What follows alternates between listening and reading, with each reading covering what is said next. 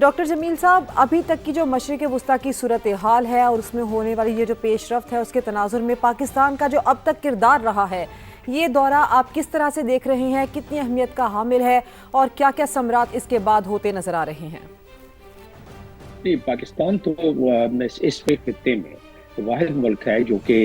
اس بیڑے کو جس نے اٹھایا ہے اور بڑی خوبصورتی اور خوش اسلوبی کے ساتھ بڑی ہی ٹریڈیشنل ڈپلومیسی اور ملٹری ڈپلومیسی کی ہم آہنگی کے ساتھ اس کو چلا رہا ہے، اور یہی وجہ ہے کہ کل فارن منسٹر رشیا کے وہ پاکستان کی میڈیشن کی مترف ہوتے ہوئے بات کر رہے تھے۔ اسی طریقے سے دنیا کے تمام جتنے بھی آپ دیکھیں کامنٹس جہاں سے بھی آپ کریں، آپ کو اندازہ ہوگا کہ پاکستان کی اس میڈیشن کی اس میں پذیرائی ہی ہو رہی ہے، اور اس کی کہیں کسی جگہ پر کوئی نکتہ چینی نہیں ہو رہی ہے، ماں سوائے ہمارا پڑوسی ملک جو انڈیا ہے جس کو ہر چیز میں خرابی نظر آتی ہے، تو اس کے علاوہ تو یہ چل رہا ہے۔ دوسرا رہا سوال کہ اور اس خطے میں اس وقت کوئی اور ملک ایسا ہے بھی کون سا جو کہ بالکل ہر لحاظ سے ساروں کو قبول ہو؟ یہ پاکستان۔ اور دوسری بات کہ پاکستان کی کیونکہ as a middle power country ہونے کی حیثیت سے پاکستان نے جو مارکہ حق میں اپنے قوت بازو اور زور بازو دکھلایا، اس کی وجہ سے پاکستان کی ڈپلومیٹک ایک پروفائل بھی بڑھا۔ ملٹری پروفائل کے ساتھ ساتھ جب بھی ملٹری پروفائل کسی ملک کا بڑھتا ہے تو اس میں ڈپلومیٹک پروفائل از خود اس کا بڑھ جاتا ہے، اور جب دونوں کی ہم آہنگی ہو تو مزید اور اس کو بامعروج پر پہنچ جاتا۔ اور یہی وجہ ہے کہ آپ دیکھیں کہ محسن نقوی جو کہ ہمارے فیڈرل منسٹر ہیں، اور وہ پیغام لے کے گئے ہیں فیلڈ مارشل کا، اور اس کی وجہ، اس کا سبب ہے، اس کے پیچھے بیک گراؤنڈ ہے۔ فیلڈ مارشل اپنے پچھلے جب دور میں وہ جب سربراہی کر رہے تھے آئی ایس آئی کی اور ملٹری انٹیلیجنس کی، تو اس وقت ان کے فرائض منصبی میں یہ شامل تھا کہ وہ اپنی راہ و رسم بڑھائیں، اپنی ملٹری ڈپلومیسی کو بڑھائیں ایران اور باقی ممالک کے ساتھ۔ تو یقیناً ایران کے ساتھ فیلڈ مارشل کو ایک ایج ہے درجہ بدرجہ وہاں اپنے رابطوں کا، اور وہی ایج، وہی تو نہیں، اسی سے ملتا جلتا سول سائٹ پر ایج ہے وہ محسن نقوی کو۔ ان کی اپنے ذاتی بھی کانٹیکٹس ہیں۔ مجھے تو تعجب نہیں ہوگا کہ محسن نقوی چاہے ظاہراً یا باطناً ان کی ملاقات سپریم لیڈر سے بھی ہو جائے، لیکن بہرحال یہ پیغام تو لے کے گئے ہیں۔ اور کیونکہ ڈونلڈ ٹرمپ کہتے ہیں کہ باقی تو ان کی جو ریٹرک ہے وہ اپنی جگہ پر، یہ جو حملے ہیں وہ اپنی جگہ پر، کویت پر حملہ، بحرین پہ حملہ، اور یو ایس کا یعنی امریکہ کا جو ان کے سدرن سائڈ پر ان کے ریڈارز پر ایران کی حملہ، وہ سلسلہ تو اپنی جگہ پر چل رہا ہے، لیکن ساتھ میں ڈونلڈ ٹرمپ نے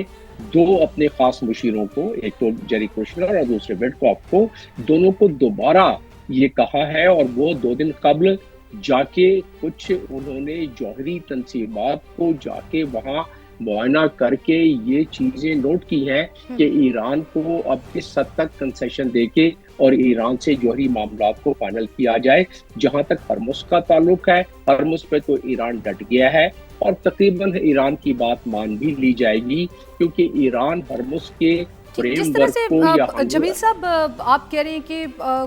ایران کی بات مانی بھی جا سکتی ہے۔ اب جس طرح سے وزیر داخلہ محسن نقوی صاحب پہلے بھی اسی طرح انہوں نے پیغام رسانی کا کام کیا تھا، اور اس کے ہم نے اچھے نتائج ہی دیکھے تھے۔ اب پھر ایک بار وہ پیغام رسانی کا کام کر رہے ہیں۔ اب ہم اگر اوورآل سچویشن کو دیکھیں تو اب ہم یہ کہہ سکتے ہیں کہ پاکستان جو ہے وہ اسلامی دنیا میں ایک نئے سفارتی کردار کی طرف بڑھ رہا ہے۔ جس میں کوئی شک نہیں ہے، پاکستان یہ وہی 1973 والی بات ہے کہ پاکستان نے دنیا اسلام کے پورے ساروں کو پلیٹ فارم پہ، لیکن اس دفعہ اس سے ایک درجہ آگے نکل گیا ہے پاکستان اس وقت ویسٹ میں بھی اتنا ہی فوکس ہو رہا ہے جتنا کہ او آئی سی کنٹریز میں فوکس ہو رہا ہے پاکستان پر۔ تو اس لحاظ سے میں کہوں گا کہ پاکستان کا یہ ڈائمینشن اس سے ایک اور اسٹیپ آگے چلا گیا ہے، کیونکہ پاکستان کو اب اس پورے خطے میں اس خطے کا ایک نیٹ اسٹیبلائزر، سیکیورٹی اسٹیبلائزر سمجھا جا رہا ہے، اور وہ اس کی اپنی قوت بازو کی وجہ سے، جیسا کہ میں نے ذکر کیا۔ اور فیلڈ مارشل عاصم منیر صاحب کی جو اس میں ملٹری ڈپلومیسی ہے، اس کو اگر مد نظر رکھا جائے تو ہمارے کٹ کاٹ میں بڑا اضافہ ہوا ہے پورے ملک کے لحاظ سے۔ اور اسی لحاظ سے ہمارا پروفائل بڑا ہے، جس کی وجہ سے ہم نہ صرف اسلامی دنیا میں بلکہ باقی دنیا اقوام میں بھی، اس لیے تو ہم سے امریکہ کیوں بات کر رہا ہے، امریکہ ہمیں کیوں پیغام رسانی کے طور پر استعمال کر رہا ہے؟ کیا امریکہ کے پاس کوئی اور پیغام رسانی کے لیے کم دنیا ہے؟ سارے بھاگ کے آئیں گے، لیکن پاکستان کا انتخاب کیا گیا ہے، اس کی کوئی تو وجہ ہے، کیونکہ پاکستان نے جس حساب سے اپنا پروفائل ثابت کیا ہے کہ پاکستان کس پروفائل پر آج کھڑا ہے پاکستان، تو اس لحاظ سے پاکستان کی میڈیٹیشن میں بھی اثر، اور پاکستان کیونکہ اپنے آپ کو بالکل جس انداز میں لے کے چلا ہے جس میں ایران یہ سمجھتا ہے تشکر پاکستان کے نعرے لگاتا ہے ایران، اور دوسری طرف امریکہ بھی یہ سمجھتا ہے کہ پاکستان اس میڈیشن کے پرائز کو صحیح طریقے سے انجام دے سکتا، ورنہ جتنے ہچکولے آ رہے تھے، جتنے آئے دن یہ خلاف ورزیاں ہو رہی ہیں سیز فائر کی، یہ دوبارہ جنگ شروع ہو جاتی۔ یہ پاکستان کی ہی ایک ہمت اور ایک ڈپلومیسی ہے جس کی جنگ پورے بھرپور انداز سے دوبارہ شروع نہیں ہوئی ہے، اور جنگ اب تک سیز فائر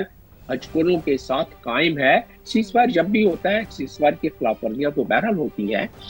لیکن اس وقت ہم کہاں کھڑے ہیں؟ کیونکہ یہ کوئی معاملہ آسان اور ایک عام معاملہ تو ہے نہیں۔ اس وقت دنیا میں، پوری دنیا میں سب سے زیادہ اگر دیکھا جائے تو یہ کمپلیکیٹڈ اور کمپلیکس اس وقت کانفلکٹ کا مسئلہ ہے ہی ایران، کیونکہ ایران صرف ایران نہیں ہے، اس میں خطے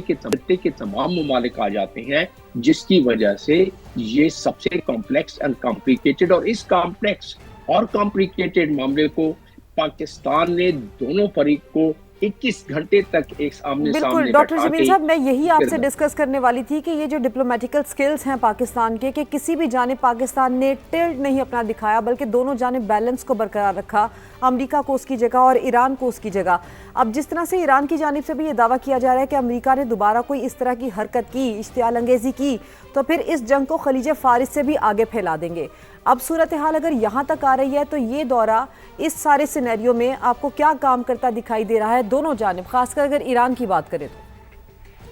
جی ہاں، دیکھیں یہ دنیا میں یہ بات ثابت ہو چکی ہے، یہ بات پولیٹیکل سائنٹسٹ جو ہیں انہوں نے ثابت کر دیا ہے، چاہے وہ میر شائمر ہوں، چاہے وہ میک گریگر ہوں، چاہے وہ لیری جانسن ہوں، انہوں نے اپنے بہت سارا اس لٹریچر ہے کہ ممالک وہی اس وقت اپنی بات اور اپنی ساورنٹی اور ٹیریٹوریل انٹیگریٹی کی تحفظ کر سکتے ہیں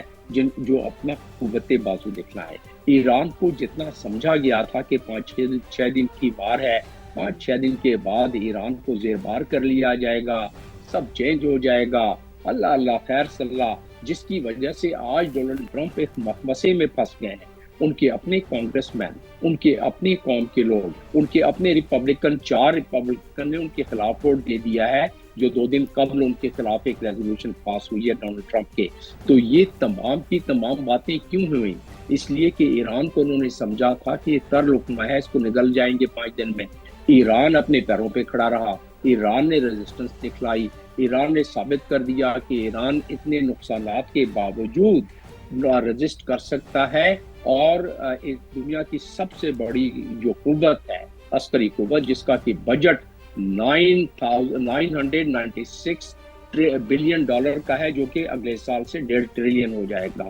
دنیا کا سب سے بڑی عسکری قوت، اس کو 3 مہینے تک اپنے نزدیک نہیں آنے دے رہے ہیں۔ اب تو ایک اور اس سے جو ڈائمنشن آیا ہے، اور میں کوٹ کروں گا لیری جانسن جو کہ CIA کا ایک سینئر افسر اور بڑا اچھا تجزیہ نگار ہے، وہ تو کہتا ہے کہ ایران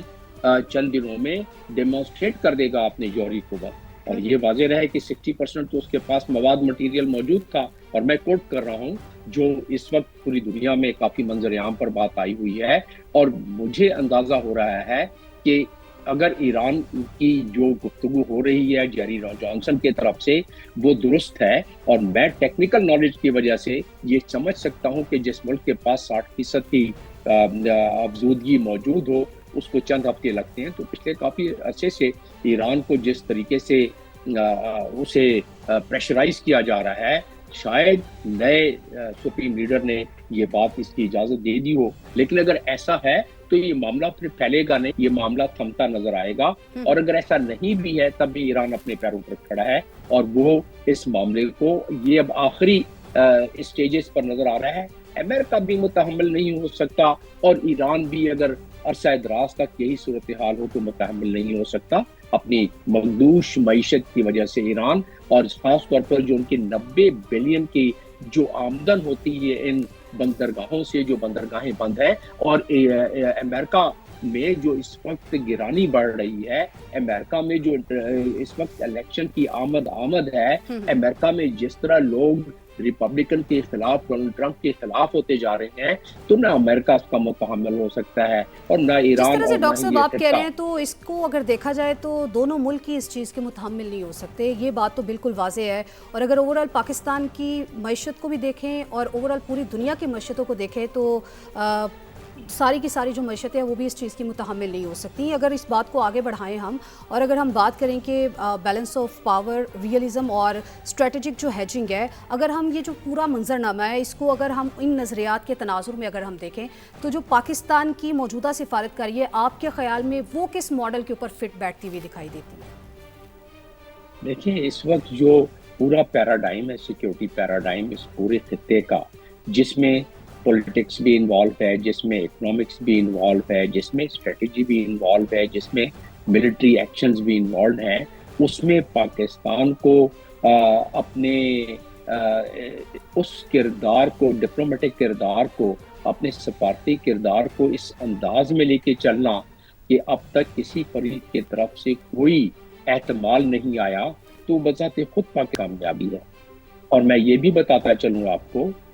یہ بھی بتاتا چلوں کہ اس وقت خطے میں جو بھونچالی پوزیشن ہے، اس بھونچالی پوزیشن کی وجہ سے، اور جو دو وجوہات میں نے بتا دی ہیں امریکہ کی اور ایران کی، اس کی وجہ سے کل بیان جو آیا ہے ڈونلڈ ٹرمپ کا، اس میں واضح طور پر کہا ہے، انہوں نے کہا ہے کہ ایران کو تو خیر ڈیل، یہ جس طرح وہ کہتے ہیں کہ ڈیل ماننی پڑے گی، لیکن ہم بہت قریب ہیں اور اب ہماری پروگریس بڑی تیز ہو گئی